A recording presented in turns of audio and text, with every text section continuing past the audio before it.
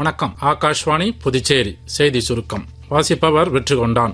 ஆந்திர மாநிலம் சென்றுள்ள பிரதமர் திரு நரேந்திர மோடியை அம்மாநில ஆளுநர் திரு அப்துல் நஜீர் மற்றும் முதலமைச்சர் திரு சந்திரபாபு நாயுடு ஆகியோர் வரவேற்றனர். தொடர்ந்து கர்னூரில் 13,430 கோடி ரூபாய் மதிப்பிலான பல்வேறு வளர்ச்சி திட்டங்களுக்கு பிரதமர் திரு நரேந்திர மோடி இன்று அடிக்கல் நாட்டுகிறார். 3 நாள் அரசுமுறை பயணமாக இந்தியா வந்துள்ள பிரேசில் துணை அதிபர் திரு ஜெரால்டோ ஆல்க்மின் இன்று புதுடெல்லியில் துணை குடியரசுத் தலைவர் திரு சி.பி. ராதாகிருஷ்ணனை சந்தித்தார்.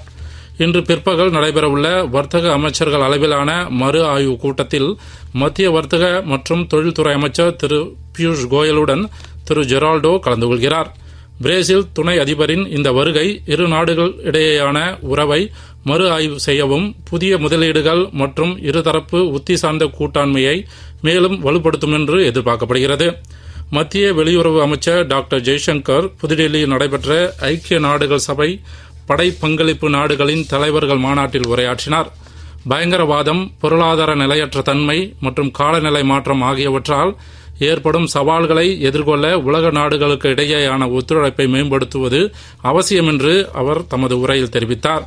இலங்கை பிரதமர் செல்வி ஹரிணி அமரசூரியா 3 நாள் அரசுமுறை பயணமாக இன்று இந்தியா வந்துள்ளார்.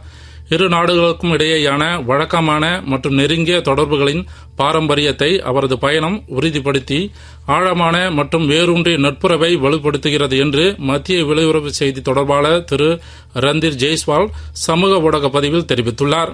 டென்மார்க் ஓபன் பேட்மிண்டன் போட்டியில் இன்று நடைபெறும் 16வது சுற்று ஆட்டத்தில் இந்தியாவின் லக்ஷயா சென் டென்மார்க்கின் ஆண்டர்ஸ் ஆண்டோன்சனை எதிர்கொள்கிறார். ஆடவர் இரட்டையர் பிரிவுக்கான காலிறுதிக்கு முந்தைய போட்டியில் இந்தியாவின் சாத்விக் சாய்ராஜ் ரங்கி ரெட்டி சிராக் ஷெட்டி இணை தாய்வானின் போஹன் லியூ குவாங் ஹெங் இணையை எதிர்கொள்கிறது. இத்துடன் இந்த செய்தி சுருக்கம் நிறைவு பெறுகிறது.